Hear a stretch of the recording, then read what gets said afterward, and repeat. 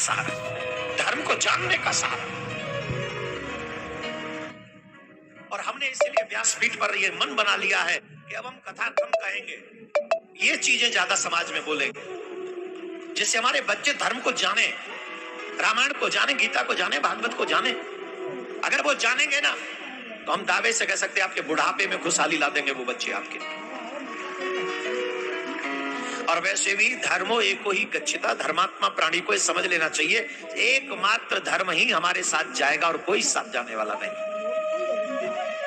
तो हम आपसे आग्रह कर रहे हैं, आज पहला ही दिवस है, इसलिए निवेदन कर रहे हैं कि आप अकेले नहीं आइएगा कथा में, आप अपने बच्चों के साथ, वो बच्चे चाहे छोटे हों चाहे बड़े हों, उन बच्चों के साथ आप बैठिए कथा में।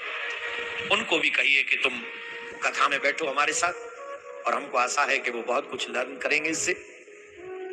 नैमिषारण्य में नैमिषे सूतमासीनाम अभिवागमहमतिम कथामृतः रसास्वादः कुशलो सौनको ब्रवीत।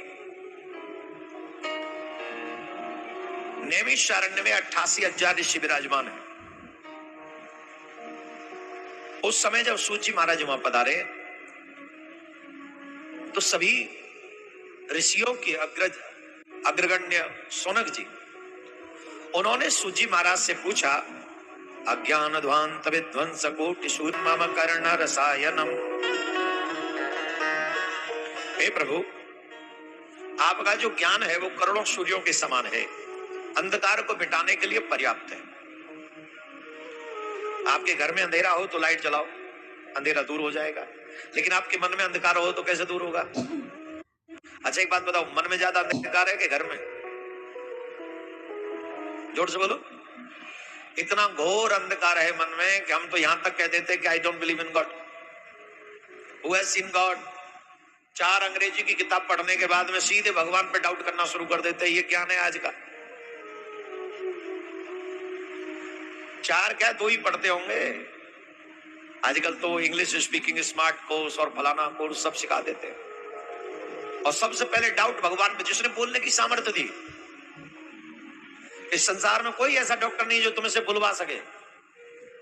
एक ही डॉक्टर है जिसने बोलने का सामर्थ्य दे के भेजा है तुम्हें, और सबसे पहले उसी डॉक्टर पे डाउट करते कि वो है भी कि नहीं।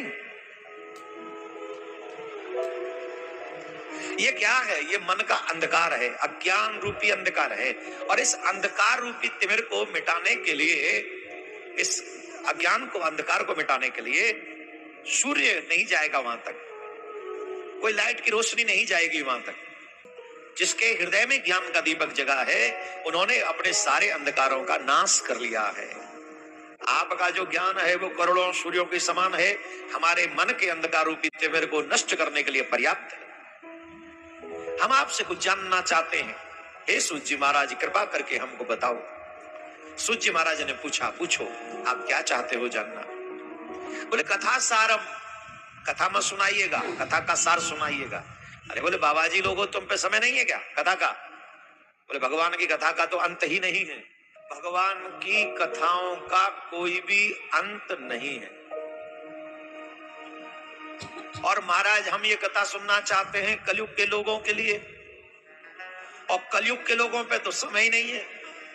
समय है? झूठे। तो कलयुग के लोगों पे समय नहीं है महाराज, हमारे पास तो समय है। हम तो कथा सुनना चाहते हैं, पर कलयुग के लोगों का कल्याण हो जाए, कलयुग के लोगों का उद्धार हो जाए, कुछ ऐसी कृपा आप करिए और सार सुनाइए, कथा मत सुनाइए, कथा सारम,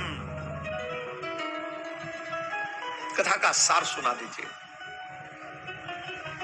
सूत जी महाराज बोले, हे ऋषियों, ये संसार बड़ा विचित्र है। काल व्याल मुखग्रास त्रास निर्वाण सहे तवे श्रीमद्भागवतम शास्त्रम।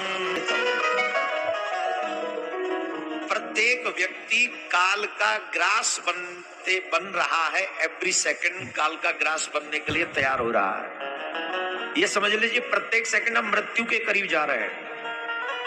प्रत्येक सेकंड मृत्यु है कि नहीं?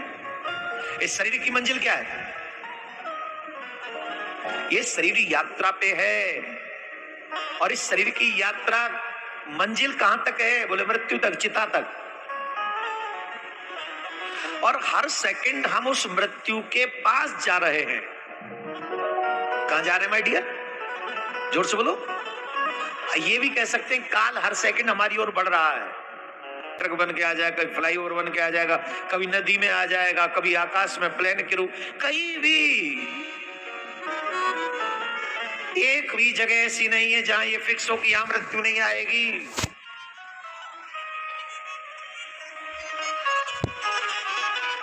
एनी टाइम कहीं भी मृत्यु आ सकती है। तो ये जो मनुष्य है, सूजी महाराज कह रहे हैं, ये काल का ग्रास, एवरी सेकंड काल इसकी तरफ बढ़ रहा है। और इन लोगों को अगर कोई साधन प्राप्त हो सकता है, भाषितम, श्री सुखदेव जी महाराज ने कलयुग के लोगों के कल्याण के लिए जो ग्रंथ अपने मुख से कहा है वो है श्रीमद् भागवत महापुराण। जो भागवत की शरण में आ जाएगा उसका साधन पूर्ण हो जाएगा। जोर से बोलना पड़ेगा, और जोर से बोलना पड़ेगा।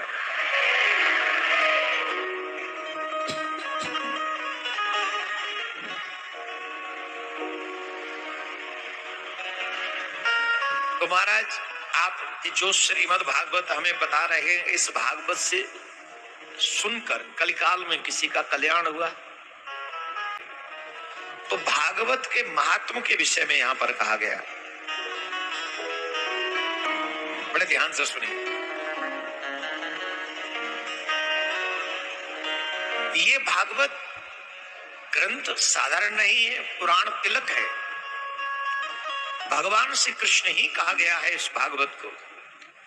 जिस समय राजा परीक्षित को सांप लगा कि तुम्हें तक्षक डस लेगा और तुम्हारी मृत्यु हो जाएगी, सावधानी से सुनना, जरा सोचना हम लोगों का भाग्य कितना बड़ा है। नमो नारायण, राधे श्याम। राजा कहां थे हम? आप भाग्यवान हैं कि आपके मन में ये लालच है कि मुझे कथा सुनने जाना है। ये कथा आप इसी शरीर में सुन सकते हैं।